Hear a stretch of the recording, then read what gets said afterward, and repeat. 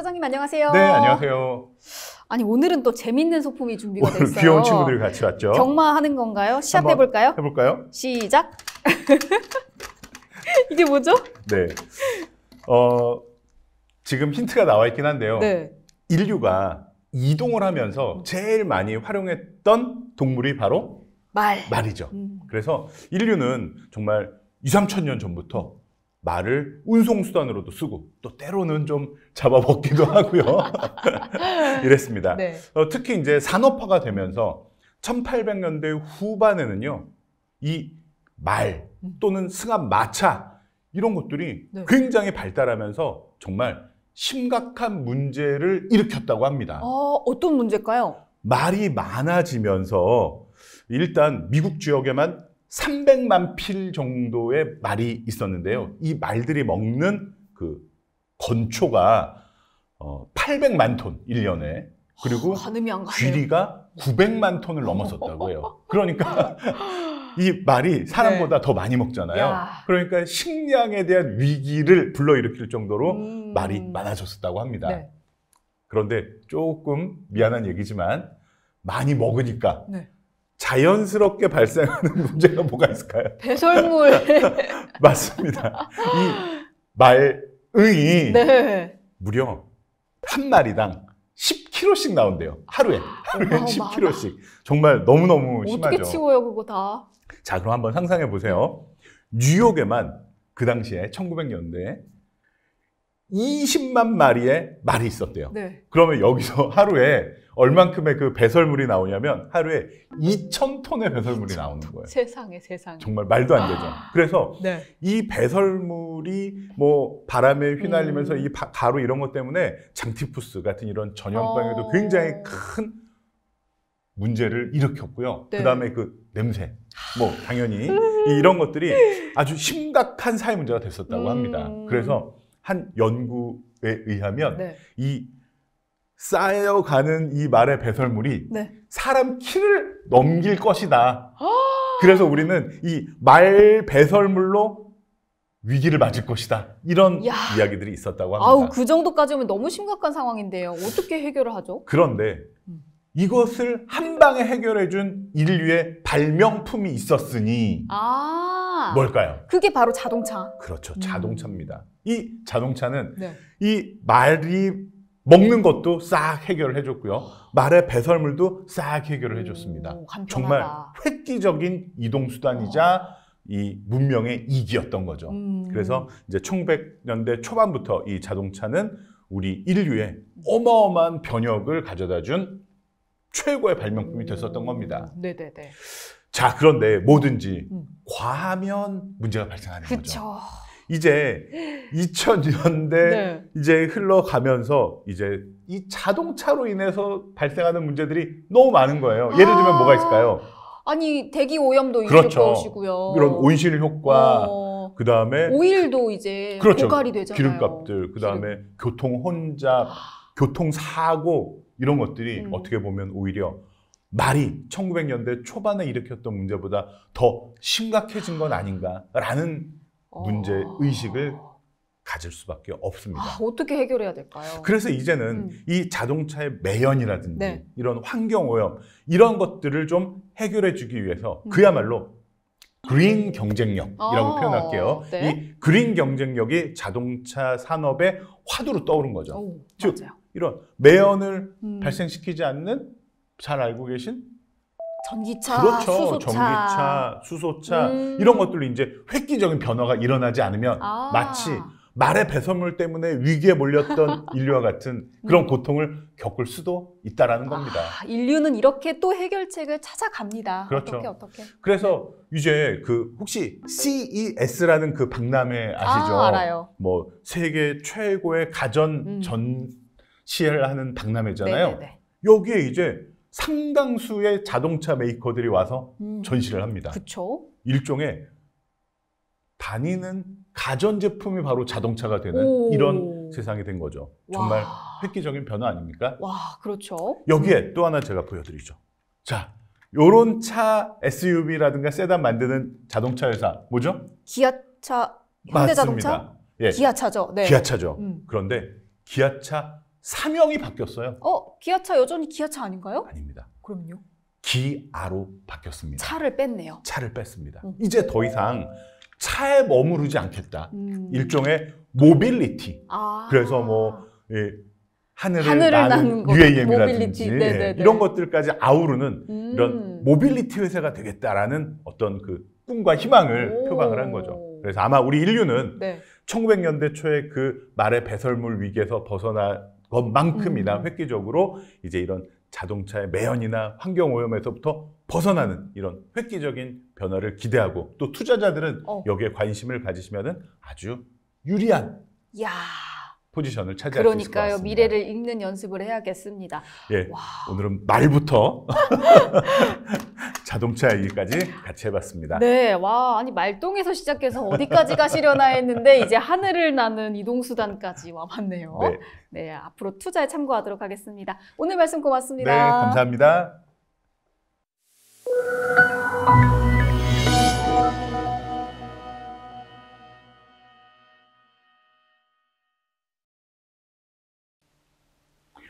여의도 투자 이야기 주식회사 여의주 송유민입니다. 조재영입니다. 부사장님 반갑습니다. 안녕하세요. 네. 부사장님 혹시 드림카 있으세요? 드림카요? 네. 있는데. 어떤가요?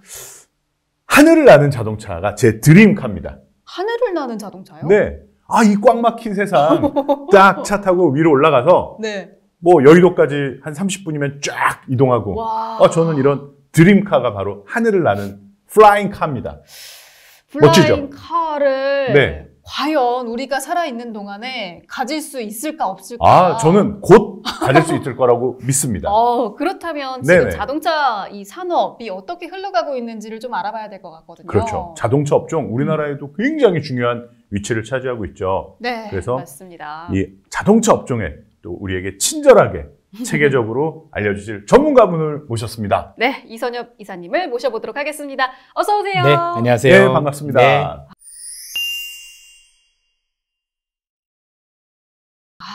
또 오늘은 이렇게 자동차 업종 분석을 해주시기 위해서 이렇게 아주 귀한 걸음을 해주셨습니다. 자동차 타고 오셨죠? 네, 그렇습니다. 예. 네, 이 자동차 산업에 대해서 알아봐야 될 것 같은데 이 자동차 산업이 다른 업종과 다른 특별한 차별점이 있다면 어떤 게 있을까요? 자동차가 다른 업종에 비해서 몇 가지 좀 특이한 점들이 있는데요. 그래요? 자동차 하면 사람들이 주가도 좋을 것 같고 그렇지만 자동차 산업은 만년 저평가 산업입니다. 일반적인 제조업보다도 보통 10에서 20% 정도 항상 저평가를 받게 되는데요.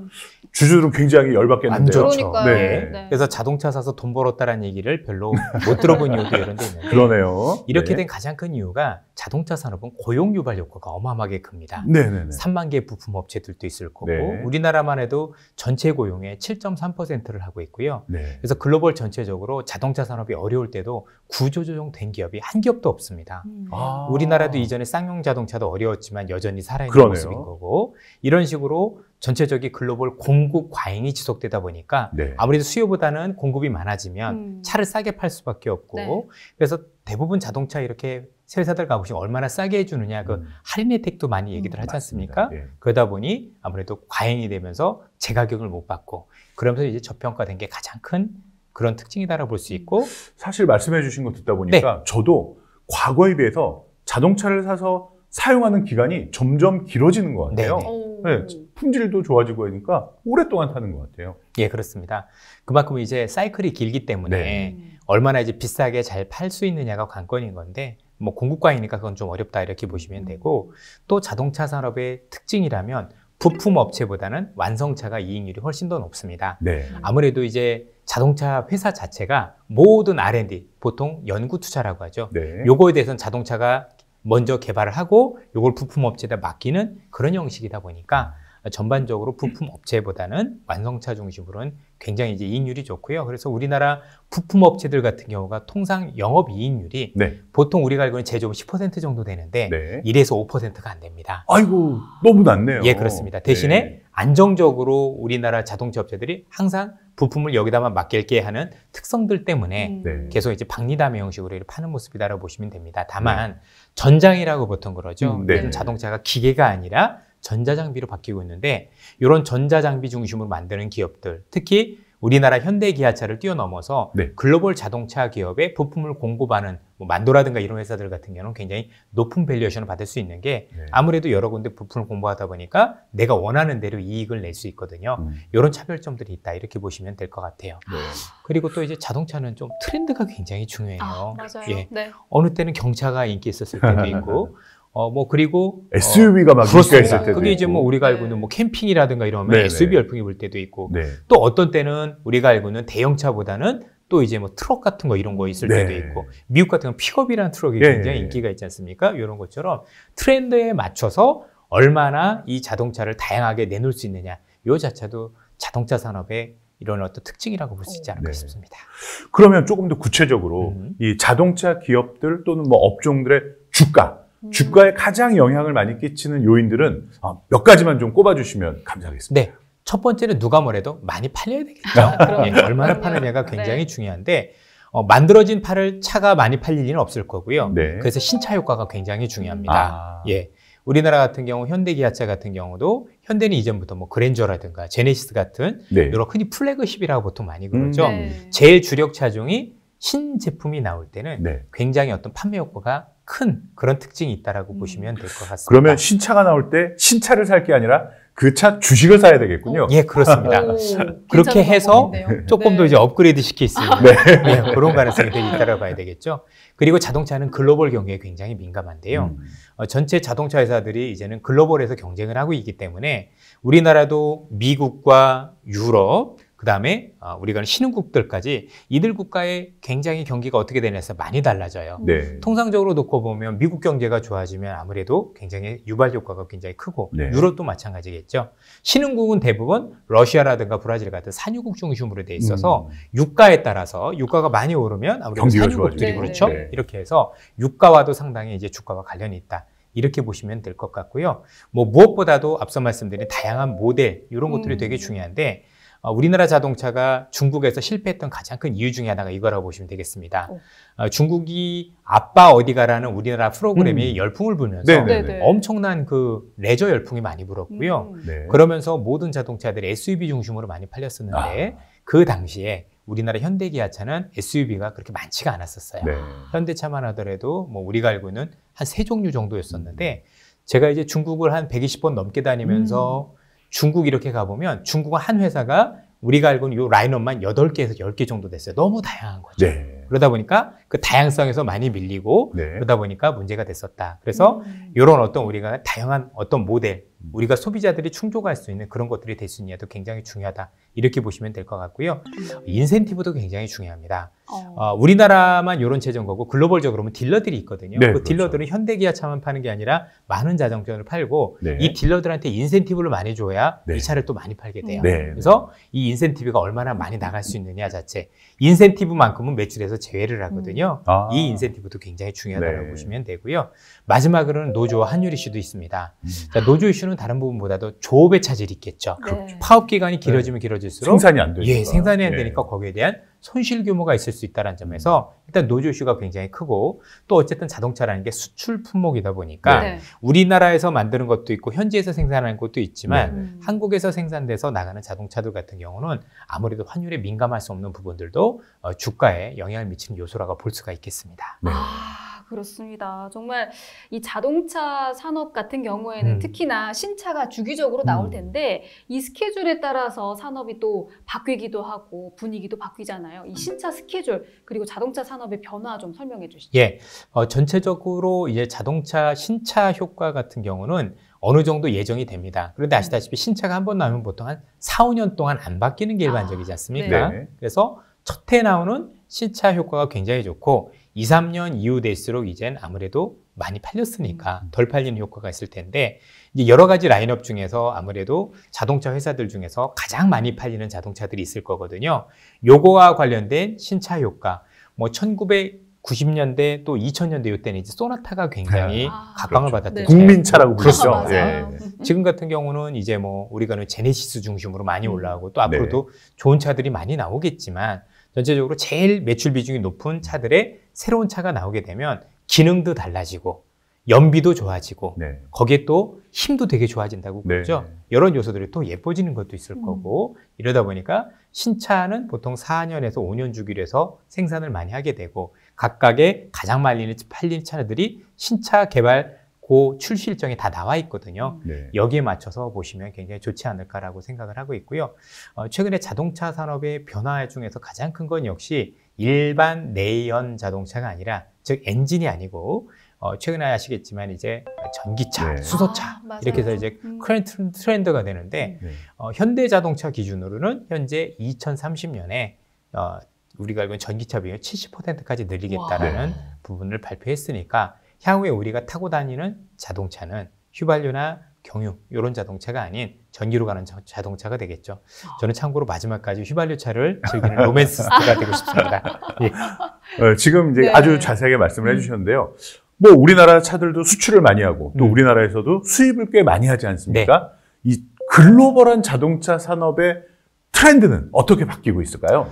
기본적으로 이 자동차를 개발하는 데는 엄청난 비용이 들 수밖에 없고 또 판매처도 굉장히 다각화돼 있죠. 우리나라 현대기아차도 글로벌 시장에 다 팔지만 우리만 그러겠습니까? 미국 자동차에서도 그럴 거고 독일 자동차에서도 그럴 거고 그리고 앞서도 잠시 설명을 드린 부분 중에서 구조조정이 어려운 산업이라고 말씀드렸죠. 그러다 보니까 이런 비용을 아끼는 부분 또 전체적인 부품을 공유할 경우 굉장히 유리한 부분도 있기 때문에 글로벌 자동차 기업들이 서로 합종연행, 즉 합치는 그런 모습들을 많이 보이고 있습니다. 대표적으로 우리가 잘 알고 있는 폴스바겐 같은 경우는 우리가 로망이라고 보이는 뭐 부가티부터 시작을 해서 뭐 포르쉐, 아우디 이런 자동차들을 다 가지고 있거든요. 여러분도 잘 알고 계시는 람보르기니도 요 포르쉐 우리 같은 기업에 이렇게 속해 있어요. 그래서 뭐 브랜드는 다르지만 한 기업 안에 들어있는 모습이라고 보시면 될 것 같고 사실 아주 오래전 얘기지만 현대도 기아차를 인수할 때 그런 경우도 있었을 것 같고 크게 보면 몇 그룹으로 딱 나뉘더라고요. 그렇습니다. 뭐 많은 그룹들이 아니라 이름만 다르지 거의 우리가 알고 있는 뭐 미국 기업, 유럽 기업을 인수하기도 하고 많은 인수들을 통해서 합종연행을 하고요. 이를 통해서 R&D 비용 합치고 그다음에 부품도 공유를 하고 여러 가지 모습들에서 그렇게 글로벌 트렌드가 많이 바꾸고 있는 게 굉장히 큰 변화라고 볼 수 있게요. 역시 이거는 치열한 경쟁이겠죠. 아무래도 글로벌적으로 많이 경쟁을 하다 보니까 살아남기 위한 어떤 몸부림들이 많이 일어나고 있는데 최근 글로벌 시장의 트렌드, 이와 앞서 말씀드린 대로 수소와 전기차에 대한 개발도 굉장히 활발하게 이루어지는 부분들도 글로벌 시장의 변화라고 볼 수가 있겠습니다. 맞습니다. 말씀하신 대로 이 전기차 시장은 앞으로 계속해서 더욱더 커질 수밖에 없는 시장이잖아요. 그렇다면 이 전기차 시장의 전망은 어떻게 보시는지 그리고 자동차 회사들은 어떤 전략들을 가지고 있을까요? 기본적으로 전기차 시장은 2030년이 많이 기점이 될 것 같아요. 이미 유럽에 있는 많은 국가들, 영국이라든가 아일랜드라든가 뭐 스웨덴도 그렇고 프랑스 같은 나라들은 아예 2030년부터는 내연기관을 판매할 수가 없습니다. 이제는 이제 안 나오겠죠. 그리고 시기마다 다르지만 그 시기로 해서 한 5년 전후로 해서 전 세계 모든 국가들이 역시 내연기관은 아예 발을 못 붙이게 하는 형태로 가게 되다 보니까 이거는 이미 시간이 빠르게 닥치죠. 그래서 상당 부분 전기차 시장은 우리가 알던 것보다도 훨씬 더 빠르게 시장이 열릴 수밖에 없다. 그만큼 기술 개발도 빨라진다. 이렇게 보시면 될 것 같습니다. 그만큼 이제 그린이라는 이슈, 친환경이라는 이슈가 자동차 시장의 가장 큰 이슈라고 보여지는데요. 제일 문제는 뭐냐면 역시 우리가 전기차 시장에서 가장 큰 경쟁력을 갖기 위해서는 여러 가지 부분이 있겠지만 배터리하고 모터가 가장 큰 핵심이라고 볼 수가 있어요. 배터리하고 모터요. 거기에 이제 인버터까지 있고 아무래도 전기 자동차라는 것은 배터리를 가지고 모터를 돌리는 거라 이전에 있었던 모든 어떤 부품들이 많이 사라지지 않습니까? 그러다 보니 이 요소들이 굉장히 중요하다고 보여지는데 테슬라가 전기차 시장에서 굉장히 독주하고 있는 가운데 이제 GM이라든가 우리 현대기아차도 마찬가지고 계속해서 도전장을 만들고 있는데 아직까지는 현재 테슬라라는 자동차가 이 소프트웨어 엔지니어들이 만든 자동차예요. 하드웨어가 아니라. 그래서 전기차에 가장 최적화된 모습들을 많이 가지고 있고 글로벌 전기 자동차를 만드는 나머지 업체들 같은 경우는 기존에 있던 내연기관을 활용해서 만들다 보니까 여전히 조금 경쟁력이 처지는 모습들이 보이고 있는데 이런 어떤 기술력을 통해서 바뀌려는 노력들을 굉장히 많이 하겠죠. 아울러서 제일 중요한 게 역시 배터리라고 말씀을 드렸는데요. 배터리에서 가장 중요한 부분이 아시겠지만 일단은 충전 시간이 짧아야 되겠죠. 뭐 100km 타려고 한 이틀 충전하면 아무 의미가 없지 않습니까? 얼마나 짧게 충전을 할 수 있느냐, 또 짧은 충전 시간에만큼 얼마나 또 길게 갈 수 있느냐, 그 여부 같은 경우 또 얼마나 많은 출력, 힘을 낼 수 있느냐 이런 것들도 굉장히 주행거리라고 보통 하는 거죠. 그리고 아무래도 배터리가 굉장히 위험합니다. 터질 가능성이 있기 때문에 이 안전에 대한 문제도 굉장히 중요한 요소가 되고 있다라고 해서 요 네 가지에 대한 기술을 확보하는 게 최근에 배터리 기술의 핵심 기술이라고 보시면 될 것 같고요. 요거를 확보한 업체 중심으로 해서 전기차 시장에서 굉장히 획기적인 괄목할 만한 성장을 기록하지 않을까 이렇게 생각을 하고 있습니다. 그래서 현재 뭐 자동차 회사들마다 전기차와 관련된 내연기관이 아니라 새로운 플랫폼을 만드는 모습들을 보이고 있고 지금 전 세계에서는 현재 테슬라하고 현대자동차 중심으로 하고 있고 여타 업체들도 지금 기술 개발을 서두르고 있는데 아시다시피 유럽 애들이 되게 느려요. 이유가 뭐냐면 유럽은 원래 그린으로 갈 때 전기차로 가려고 했더니 기술력이 많이 없거든요. 그래서 잘 아시겠지만 클린 디젤이라고 디젤이 탄소를 안 내뿜는다라고 사실 사기였죠. 굉장히 거짓말이었었고 그거를 하다가 결국엔 그게 디젤 게이트가 벌어지면서 디젤이 완전히 물러나는 계기가 됐고 전기차 시장에서 그 기술을 확보하려는 활기찬 노력들을 많이 했다. 이렇게 보시면 되겠습니다. 그럼 지금 전체적으로 말씀을 해주셨는데 조금 구체적으로 폭을 좁혀서 또 질문 한번 하겠습니다. 한국 자동차 업종의 미래는 어떤 모습을 보일까요? 기본적으로 향후 자동차 시장의 가장 큰 미래는 두 가지라고 볼 수가 있어요. 하나는 전기차, 수소차 시장에서 얼마나 경쟁력을 가질 수 있느냐가 핵심일 거고요. 또 하나는 테슬라라는 기업이 현재 지향하는 자동차의 모습은 플랫폼이거든요. 자, 플랫폼이 된다는 얘기는 이제 자동차 안에서 우리가 이제 운전을 안 하고 자율주행을 하게 되겠죠. 그러면 자율주행을 하면서 제가 거기서 음악도 들을 거고 아니면 인터넷 활동도 할 거고 많은 활동을 하게 될 건데 궁극적으로 나가야 될 길이 현대 기아차도 플랫폼을 향해서 나아가겠다는 선언을 항상 되고요. 그래서 자율주행 관련한 기업들, 앱티브 이런 기업들이 인수한다든가 또 자율주행과 관련된 기술을 많이 확보하려는 노력들을 보이고 있는 것 같아요. 그래서 기본적으로 우리가 알고 있는 것처럼 이 기업들이 자율주행과 관련해서 얼마나 경쟁을 확보해서 나중에 플랫폼으로 갈 수 있는 그런 계기가 될 수 있느냐. 최근에 얘기들 많이 나오는 게 애플카 얘기도 나오고 막 그러는 이유들도 궁극적으로 자동차의 플랫폼화를 앞두고 있기 때문에 그럼 이제 애플이 만약에 우리가 알고 있는 애플카를 한다라고 하면 누구한테는 생산을 맡겨야 되지 않습니까? 이것도 파운드리 개념이 되겠죠?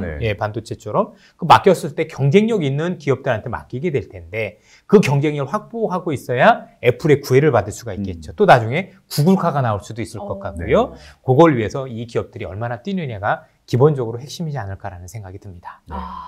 자동차 산업도 굉장히 빠른 속도로 변화하고 있는 것 같습니다. 그럼 이 자동차 미래에 대비한 글로벌 자동차 업종의 움직임은 어떤지, 국내 자동차 기업들은 어떻게 움직이고 있는지 궁금하거든요. 기본적으로 지금 배터리 기술 확보하려는 노력들을 굉장히 많이 하고 있고요. 무엇보다도 자율주행을 해서는 AI, 즉 인공지능 기술이 굉장히 중요합니다. 이 인공지능을 통해서 우리가 알고 있는 수많은 그 여러 가지 사고 이런 것들이 발생할 수 있는 경우의 수를 읽어가면서 피해가야 되고 또 이제 위험을 많이 줄여야 되는 부분이 있겠죠. 누가 보더라도 자율주행 관련해가지고 사고가 자주 난다라면 내 목숨이 달려있는 건데 쉽지가 않지 않겠습니까? 그래서 완벽한 기술력을 확보하려는 노력들을 많이 하고 있다고 보시면 될 것 같아요.